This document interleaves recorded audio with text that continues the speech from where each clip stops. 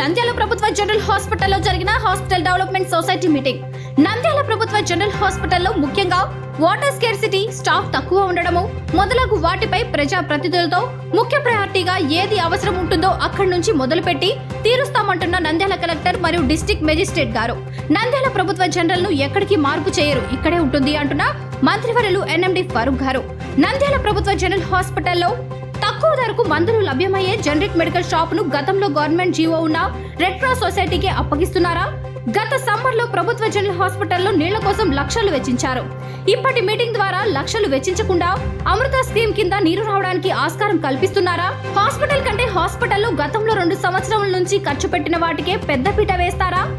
MP Sabari గారి నోట అమ్మో నంద్యాల హాస్పిటల్ అంటేనే ఎవరు రాలేని పరిస్థితి, అమ్మో మాకెందుకులే ఇక్కడికి వస్తే చనిపోతారు పేషెంట్లు అనే పరిస్థితి వచ్చింది.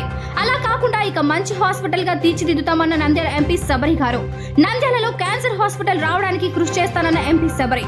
ఎంపీ నిధులను వెచ్చించి హాస్పిటల్ డెవలప్మెంట్ కు కృషి చేస్తానన్న ఎంపీ శబరి. దానికోసమే ఇప్పుడు అమృత స్కీమ్ నుంచి మన మున్సిపాలిటీ అడిగి ఉన్నాను.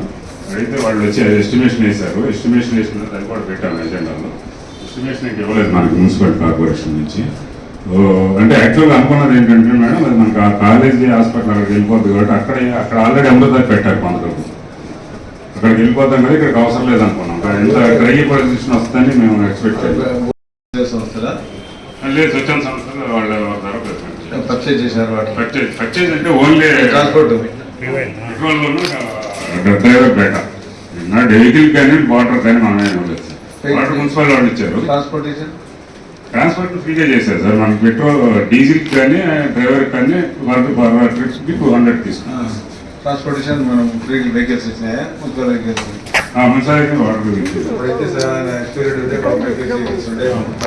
నాకు తెలుసు సార్.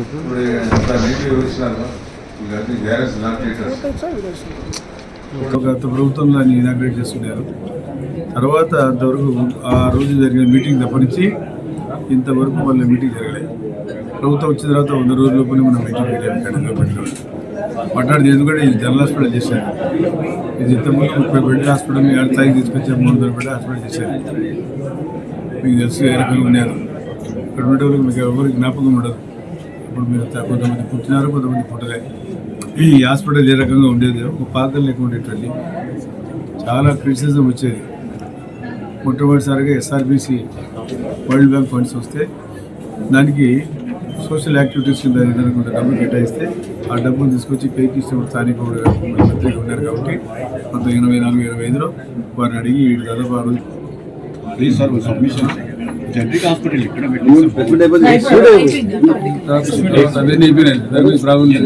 హాస్పిటల్ పెడతాం. అది ఎవరో అపాయం అంటే గాలి వార్తలు చెప్పినారు. హాస్పిటల్ ఇక్కడ తీసి ఆడ పెడతారని. దానికే గతి లేదు, దీన్ని కూడా పెడతారు. మళ్ళా ఎవరు చెప్పినాడు మీకు? ఎవరు చెప్పినా హాస్పిటల్ తీసి పెట్టాలి. అది ప్రొఫెషన్ లేదు. హాస్పిటల్ ఎప్పుడో 100 ఏళ్ళ పని నుంచి దీన్ని ఎందుకు పడతాము? ఇప్పుడు వీళ్ళు అడిగారు గవర్నర్ గారి రెడ్ క్రాస్ సొసైటీకి జనరిక్ దగ్గర ఇవ్వని చెప్పినారు. ఇవ్వలే. ఇవ్వటే ఆ గవర్నమెంట్ వద్దన్నారు. గవర్నమెంట్ ఆర్డర్స్ ఉన్నాయి రాష్ట్రంలో. దాన్ని కూడా ఈరోజు మన Nandyal government general hospital HDS సమావేశం నిర్వహించడం జరిగింది. గౌరవ మంత్రివర్యులు గారు, అలాగే గౌరవ ఎంపీ గారు, ఈ HDS కమిటీ సభ్యులందరూ కూడా హాజరయ్యారు. ఇప్పుడు ఉన్న వసతుల్ని, మన హాస్పిటల్లో ఉన్న వసతుల్ని ఏ విధంగా మరింత స్ట్రెంథెన్ చేయాలి, అలాగే ఇమీడియట్ రిక్వైర్మెంట్ మనకు water per day 1 lakh litres water utilisation ఉంది కాబట్టి ఫర్దర్ సపోర్ట్ ఏ విధంగా ఇవ్వాలి, ఎక్విప్మెంట్ సపోర్ట్, అలాగే కొంతమంది స్టాఫ్ షార్టేజ్ కూడా ఉంది. వీటన్నింటికి కూడా ఎటువంటి సపోర్ట్ ఇవ్వాలి అన్నది డీటెయిల్గా డిస్కస్ చేయడం జరిగింది. ప్రయారిటీ బేసిస్ ఒక్కొక్క ఇష్యూ రివ్యూ చేసుకుని గౌరవ ప్రజాప్రతినిధులందరితో కూడా కోఆర్డినేట్ చేసుకుని హాస్పిటల్కి ఫర్దర్ డెవలప్మెంట్కి అన్ని విధాలు కూడా సపోర్ట్ ఇవ్వడం జరుగుతుంది. తెలుగుదేశం పార్టీ హయాంలో 10 బెడ్ల ఉన్న ఒక చిన్న ఆసుపత్రిని ఈరోజు 100 బెడ్లు చేశారు అంటే అది తెలుగుదేశం పార్టీ హయాంలోనే జరిగింది. అప్పుడు ఇప్పుడు కూడా మనకు సెంట్రల్ నుండి ఒక కాలేజ్కి పర్మిషన్ రావడము, అలాగే ఇక్కడ ఈ 5 సంవత్సరాలు గత 5 సంవత్సరాల్లో ఎలా ఉంది పరిస్థితి, హాస్పిటల్ పరిస్థితి అని చూస్తే నిల్. మరి నంద్యాలలో అనుకుంటా జగన్మోహన్ రెడ్డి అప్పుడు సీఎం వచ్చి ఈ నంద్యాల హాస్పిటల్కి ఎంఆర్ఐ ఇస్తాను, సిటీ ఇస్తాను, పెట్ స్కాన్ ఇస్తాను అని చాలా పెద్ద పెద్ద మాటలు కూశారు. ఇప్పుడు చూస్తే ఏదో పెద్ద కొత్త నాటకాలు చేస్తున్నాడు. అక్కడికి పోయి ఏదో అందరినీ ఆదుకుంటున్నాను, నాకు హెల్త్ ఇంపార్టెంట్, జనాల హెల్త్ ఇంపార్టెంట్ అంటున్నారు. కానీ 5 సంవత్సరాల్లో ఏం చేశారు? ఇక్కడ ఈ హాస్పిటల్ నంద్యాల హాస్పిటల్ అంటేనే ఎవ్వరు రాలేని పరిస్థితి. అమ్మ మాకెందుకులే, ఇక్కడికి వస్తే చనిపోతారు పేషెంట్లు అనే పరిస్థితికి వచ్చింది.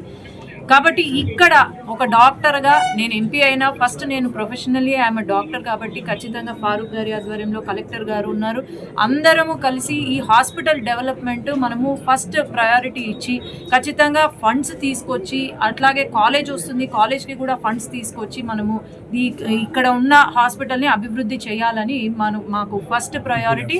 అండ్ ఎంపీ ల్యాడ్స్ కూడా ఏం అవసరమైతే అది ఖచ్చితంగా నేను ఇవ్వాలని ఈరోజు శాంక్షన్ చేసి ఈ ఫస్ట్ టాప్ 1గా చేయాలి. అలాగే మన నంద్యాలలో క్యాన్సర్ పేషెంట్స్, క్యాన్సర్ వ్యాధులు చాలా ఎక్కువగా ఉన్నాయి కాబట్టి ఇన్ ఫ్యూచర్ క్యాన్సర్ హాస్పిటల్ కూడా ముఖ్యమంత్రి గారితో మాట్లాడి కలెక్టర్ గారితో డిస్కస్ చేసి ఒక క్యాన్సర్ హాస్పిటల్, అలాగే పెట్ స్కాన్ ఇక్కడ ఎంతో అవసరం ఉంది. ఒక పెట్ స్కాన్ చేసుకోవాలి అంటే దాదాపు 40,000 ఒక పెట్ స్కాన్ ఉంది అంటే అసలు ఎక్కడికి పోవాల్సిన అవసరం లేదు. ఖచ్చితంగా క్యాన్సర్ ఇన్స్టిట్యూట్ అనేది ఇక్కడ మొదలు పెడితే మన నంద్యాల ప్రజలకు కూడా మేలు జరుగుతుందని నేను ఇవి అన్నీ కూడా మనసులో పెట్టుకొని ముందుకు వెళ్తామని నేను చెప్తున్నాను, తెలియజేస్తున్నాను. నమస్కారం. వివిడి న్యూస్ టీవీని తక్షణమే సబ్స్క్రైబ్ చేసుకోండి. నోటిఫికేషన్ కోసం బెల్ ఐకాన్ క్లిక్ చేయండి. మరిన్ని అప్డేట్స్ కోసం ప్రతి ఒక్క కుటుంబానికి ఉచిత ప్రకటనలు వచ్చే విధంగా మీకోసం మీ ముందుకు వివిడి న్యూస్ టీవీని AP5 నందు 99వ ఛానల్ మరియు యూట్యూబ్ నందు వీక్షించెదరు.